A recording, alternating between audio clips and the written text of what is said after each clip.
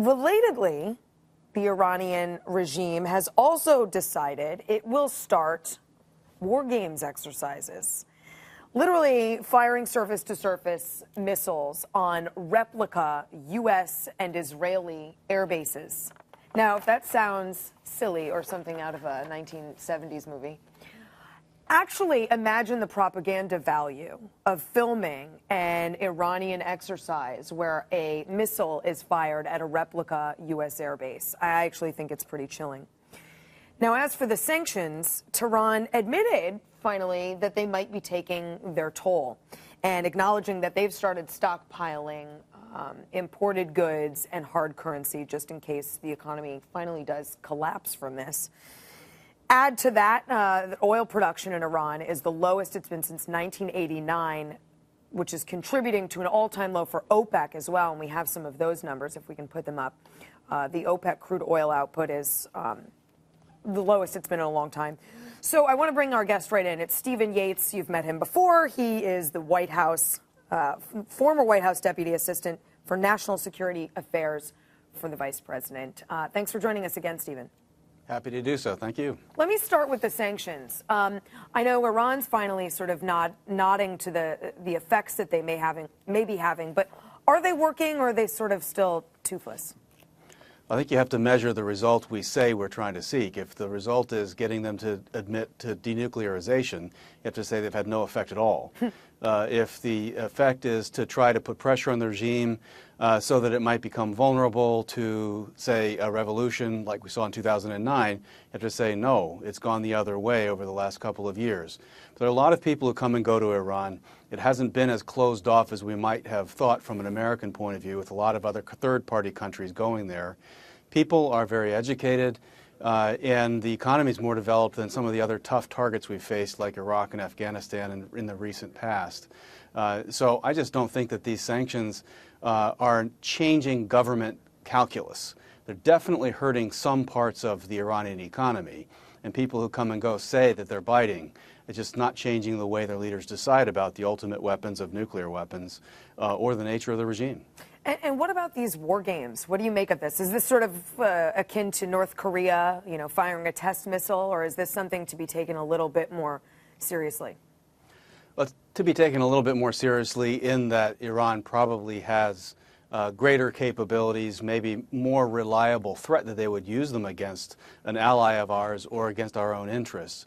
With North Korea, we've had a lot of bark for a very, very long time. Right. These tests demonstrate capabilities that are threatening, potentially if fully developed, but not enough to reach the United States proper. But with Iran, with the blanket threat to wipe Israel off the face of the planet, and significant interests, whether it's the energy markets you were just talking about, or other allies that are nearby, it presents just a magnitude larger threat. Yeah, and to that, I mean, do you think that this announcement and this rhetoric is particularly meant for an Israeli audience, a U.S. audience, or both of us? Well, I think you were on point in talking about how these are demonstrations to their own people, too. I mean, they don't have a free media that's going to ask critical questions of who their leaders are and what they're doing. Right. When they see their military showing that we have the capability and they're telling them they have the will to do these kinds of bold things, it does have an effect at home. I think that's their primary target. Second, I do think it's really to Israel and the United States, and maybe to what they think are friendly markets abroad, to try to pressure us to pull back Israel. So I have a question for you. This is Emily. I'm a little bit skeptical about the effectiveness of sanctions. I mean, in terms of what they're accomplishing. And the reason I ask this is that it seems like sanctions are the best at hurting the middle class in the country that we're directing them at. And in fact, history has shown that the middle class actually plays the greatest check on power, especially tyrannical governments. We see this in the history of Britain, in fact. And aren't we just making it harder for people to fight back against their tyrannical regime by keeping them down with sanctions? Well, I think you're correct to begin from the point of view of skepticism about this. I mean, really, this is essentially the establishment's favorite tool to pretend as if they've wrapped themselves in paper and that's going to scare the world. No one has ever changed the fundamental nature of the regime because they received an angry letter from the international community. That's essentially what sanctions are in many, many ways. When they begin to bite on markets, they can put pressures on governments that are vulnerable to their people. But the governments that we tend to face today are willing to kill large numbers of their people in order to stay in power and to shape the reality in their own countries. And so I think in those circumstances, you're not going to have a policy outcome with sanctions. It worked in South Africa for reasons that did not have to do with economic sanctions, in my view. I would offer to you guys that the chances of this working are almost zero, and it's for a reason that people don't see. And Stephen, I want to get you in on this in just 1 second. But let me lay out this sort of contrarian premise here. Oil prices now are 4 times what they were in 2002.